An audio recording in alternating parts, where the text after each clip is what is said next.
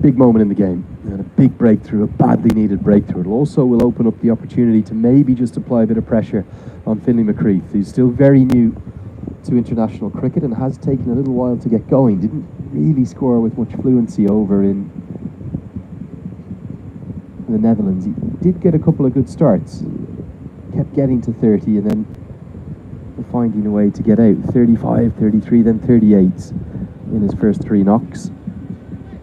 But each of those innings had plenty of dots early, so Powell now needs to squeeze and apply pressure to the new man who's forced his way into the side through weight of runs. A wonderful tour of Zimbabwe. And that's going to hit outside the line, can't be given out, probably bouncing over the top as well. Signal will be interesting. Was there any bat involved? Well, given us run, so maybe an inside edge too. Nothing going for that LBW appeal, no? But apart from that, good shout. Yeah, I said before, this is the first time I've seen McCreath play live. As I was intrigued when I saw the reports coming out of that century in Zimbabwe. Just seeing a new talent coming through.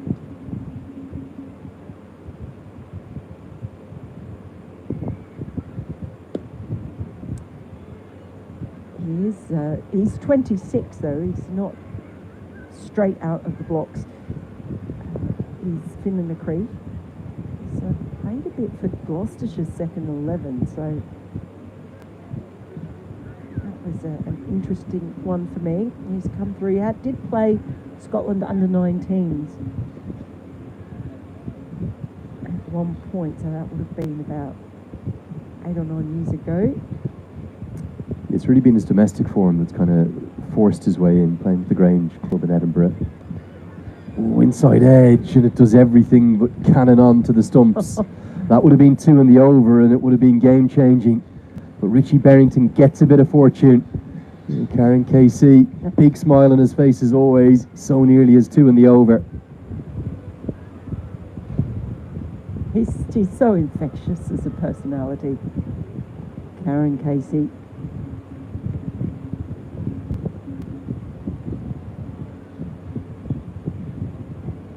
Yeah, you talk about opportunity. This is an opportunity for McCreath out there with the captain.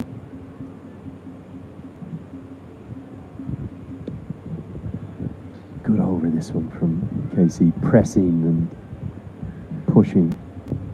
Man from the far west of Nepal is very much adored across the country. Really is. He's seems to always be there in the most difficult of moments for his country, whether it's with bat or with the ball in hand.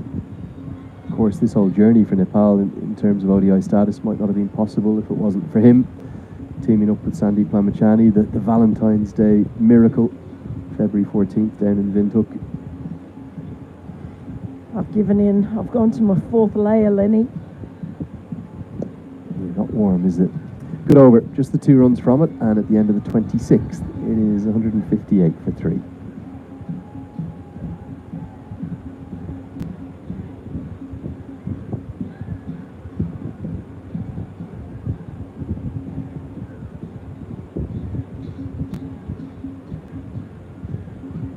Give you the state of play again.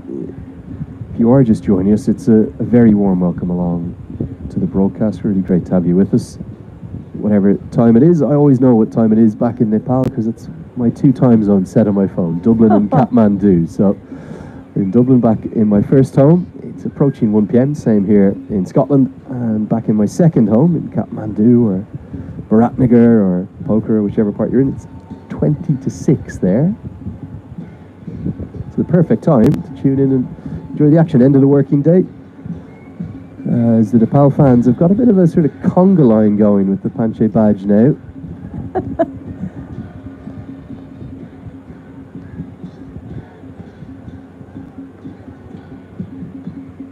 And there they are. Well, I'm not sure conga line's the right description, but they are loving every second. Chants of Nepal, Nepal going around the crowd. Who's leading the way up there? I wonder, is that one of the super fans? That's just incredible. It's a line, So it might not be a conga line, but it is a line. We've got that bit, but this is fantastic. I'm not sure Fort Hill has ever witnessed anything quite like I this. suspect the man in the brown jacket is live streaming that as well. That'll be somewhere. Facebook is very big in Nepal still. It's absolutely the social media of choice these days, although TikTok has been unbanned again. It was banned for a while, so that's back now in Nepal, although I think Nepal fans are finding a way to get on there anyway. But yeah, great colour and great scenes, and a real opportunity here just to build up some dots and build up some pressure and get their side back into the game, because that third wicket partnership was taking it away from them. I'm struggling to watch the cricket here. I can't keep my eyes off the crowd right now. It's incredible. There's one security guard there who's failing miserably at trying to suppress their joy. I'm quite enjoying him attempting to keep them down. Good luck. Can only imagine what the T20s are going to be like in Glasgow that will follow. Yeah, excited about that. So all these teams staying on, moving to Glasgow. Oh, beauty. Really nicely bowled. Rounds out. An excellent little passage here for Nepal. They just love to get a fourth or a fifth. Coming in to start your innings and facing a beauty like that from Anand. Just another look at this one. That's wicked. That's wicked. End of the 27th, excellent over from Sandeep Lamachani, and those dots building up some early pressure on Finn McCreath. It is 159 for 3. Just had a message from someone saying, is it not normally you leading the band out there, Takludai? Get up in the crowd. I can't today. We're going to be doing every single ball of the 100 overs. Sadly, if we had a break, I would get up there, get up and enjoy it. I'm not sure I'd be doing the dancing, but would certainly get involved in the festival spirit. They're adding great colour and great enjoyment. Hugely important games, these for Nepal. See, I would love to actually watch some cricket in Kathmandu, because that's something I haven't done. I've only done the games in Birgunj, so that's one that's on my bucket list. Ready? Good length. Is this edged? Oh, yes it is.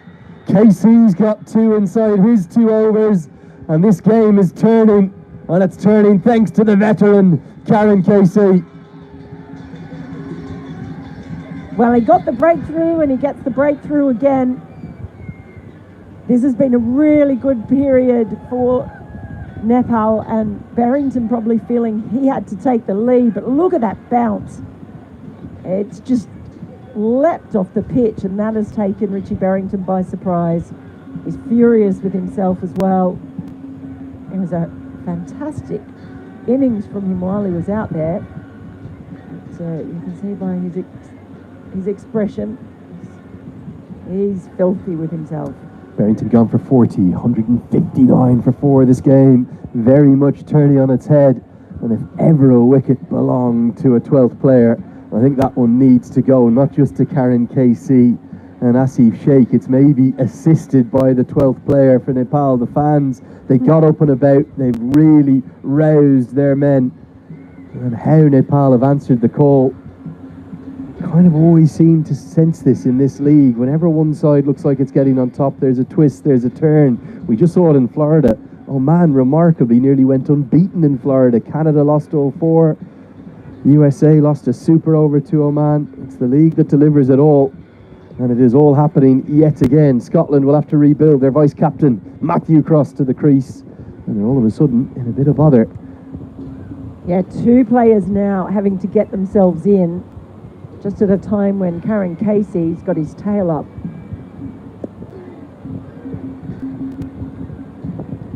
Matt Cross, he's a player, as a batter that always looks so fidgety to me when he first comes out. He's very busy, he's always got a twitch here and a movement there. You see him out there doing his gardening at the moment.